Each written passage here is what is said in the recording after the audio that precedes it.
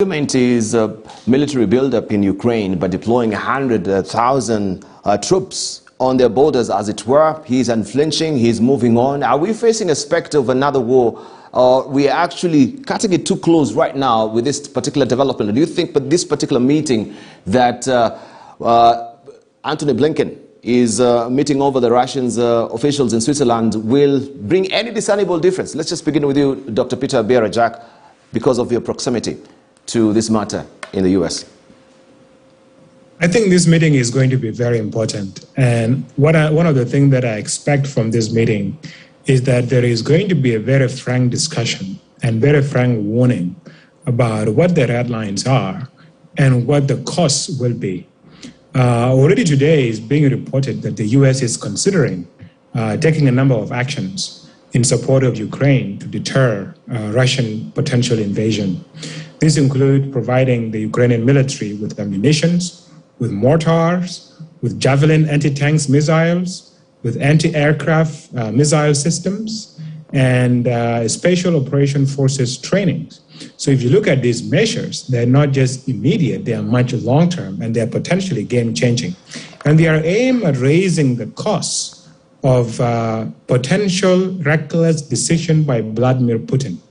And let me state this again, Debar, and I said this so many times. I visit that region. I went to the Donbas region. I've been to Ukraine. I've been in the region. Russia has been developing this disinformation that we are now dealing in this age of COVID is something that Russia has been developing for at least more than a decade. And it has become so good at it that it deploys this not just only to brainwash the Russian population to support the regime, but also to even confuse the citizens of the countries that it targets. And this is what it has been doing in Ukraine. Now, there is already a conflict going on. It's not like there is a peace going on in Ukraine. There is a conflict going on in the Donbas region.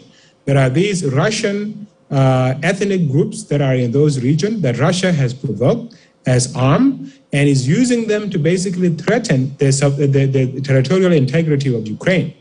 And this is one of the pieces that Vladimir Putin has in his hand. He can basically instigate these guys now to escalate the conflict, and if Ukraine responds, then basically use that as an excuse for his intervention. So I think this meeting is really the last genuine attempt on the side of the United States to get Russia to a negotiating table. If the issue is about Ukraine joining NATO, Ukraine is a sovereign country. And there was an agreement that was signed back in the days when Ukraine gave up its nuclear weapons and gave them all to Russia. And that was that all the countries that were involved, including Russia, the United States, France, United Kingdom, were going to protect the territorial integrity of Ukraine. Who has violated this? It was Russia that then came in and annexed Crimea. And it's not just only Crimea, by the way. You see this, what is going on now in Kazakhstan and in a bunch of other former Soviet satellites. The dream of Vladimir Putin is to reassemble the Soviet empire. You know, because I remember he said it one time when I was listening with my own ears. He said it like the biggest catastrophe of the 20th century was the collapse of the Soviet Union. And when the Berlin Wall collapsed, he was by then an intelligence officer that was deployed in East Germany. And he was very much critical of the decision that were made by the then president of USSR, Mikhail Gorbachev, by not using force to prevent the unification of Germany. So this is basically what is stuck in his own mind. He basically sees threats everywhere because he himself lived in this area of disinformation. So I hope Secretary Blinken makes it very clear to Putin that there will be serious costs. And it's not just only an issue of Ukraine that is on the table here.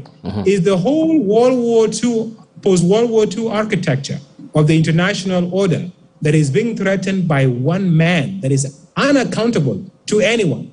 So I hope Lavrov really get the message, and the message is clear to Putin, and that Biden and the US government stick to their words and really make Russia pay should it invade Ukraine. Right, thank you. Okay, let's hear from Dr. Hassan Kanenjo on this as well, just to what he's saying. Yeah, he wants to reconstitute that dream that they had before the bigger, Soviet bloc, as it were. Will it really happen? Well, the Soviet Union will never come back. That is gone, and it's gone forever. A number of countries are part of the Soviet bloc and now part of the EU. Some charted their own way, and that is just not going to be possible, in part because Russia today is far more limited economically than it during the time of Soviet Union.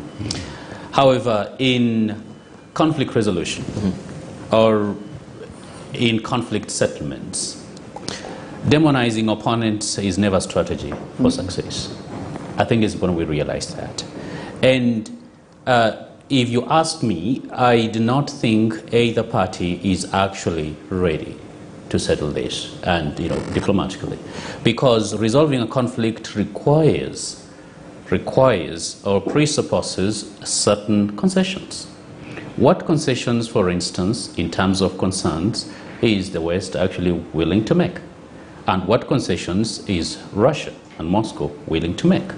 One thing that is also important, any student of international relations, international politics understands, it is many countries are not going to permit, especially big countries, to permit a perceived hostile country next to their door, especially when they're small. They are going to cause as much chaos as possible to make sure you're not stable enough to be able to pose a threat to them. That's just a fact of how nations work. Now, if from 2014, I think the perception that there was a hostile regime in Kyiv provoked perhaps Russia to seek to control that sphere in ways that will not pose a threat to them.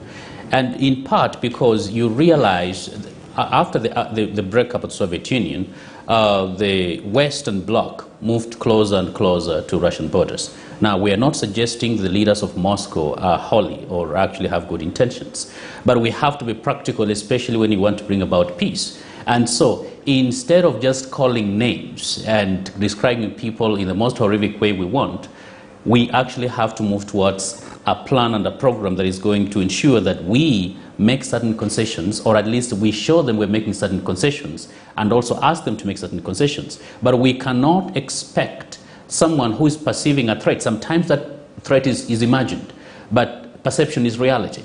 And so in that situation, what are we going to do? Finally, what is the agency of Ukraine in this? I think also leadership in Ukraine has actually failed. You cannot, for instance, live within the Russian sphere of influence or American sphere of influence, then perpetually try to make them an enemy.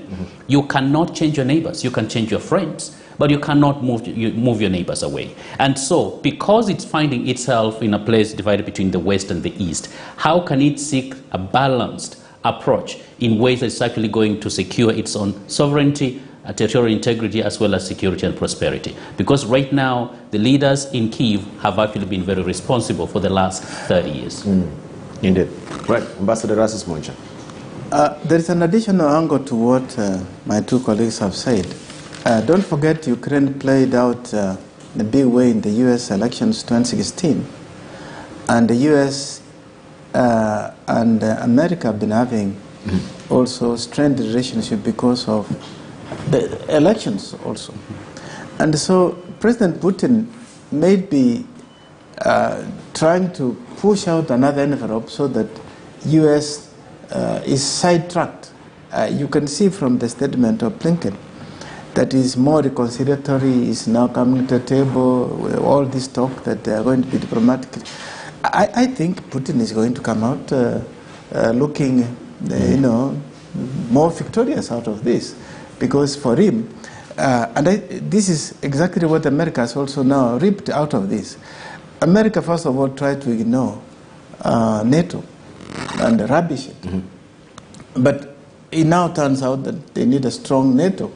And of course, the very first assignment you noticed from Biden administration was to go and assure the NATO leaders that America is back. And so this is an opportunity for U.S. to not to ignore the Europeans who are the allies, and Russia is also still, as it was said, still reeling from the old days of having lost the Soviet Union. Don't forget the Ukrainians here are Russians also. In fact, this is not the last few decades conflict. It's been going on for centuries because the Ukrainians are referred to in other languages as little Russians. So this is a game of politics, and I think Russia knows exactly what they are doing. And I think the Western media must also balance it. And I agree with him that at the moment we seem to be looking at it from the prism of the Western media. Right. And Professor Naomi Damba, lastly, if I may ask you, we have also Germany right now signaling that it might hold its gas pipeline if Russia will invade Ukraine. We know about the Nord Stream pipeline too. Thank you, Debal. My first reaction is Putin is neither a visionary or a historian. Is not reading and understanding the Chinese 7th century general Su and is warning in a situation like that. He is not understanding what happened in the Cuban Missile Crisis. What Putin is trying to do is exactly what our friend Peter Barajo said, is that he wants to reclaim the old Soviet Union, which he will never do in his lifetime. Russia is the weaker of the three, way weaker than America, way weaker right now than China when it comes to economic. It has developed sophisticated weapon system that can travel 5 times the speed of sound and has a potential to travel 20 times the speed of sound. America has developed more killer weapon system that will eliminate almost all weapon system that it can fire toward America, which means we'll leave America with the second strike, devastating second strike capability that will destroy Russia the way we know it. He is attacking and challenging America at the time that the former president turned rogue, is attacking everything the current administration is doing. And then the midterm election is coming in America. So the consequences, America will not back down. America will reinforce Ukraine. Ukraine is not a small country, it's a fairly large country with an elaborate system to defend itself.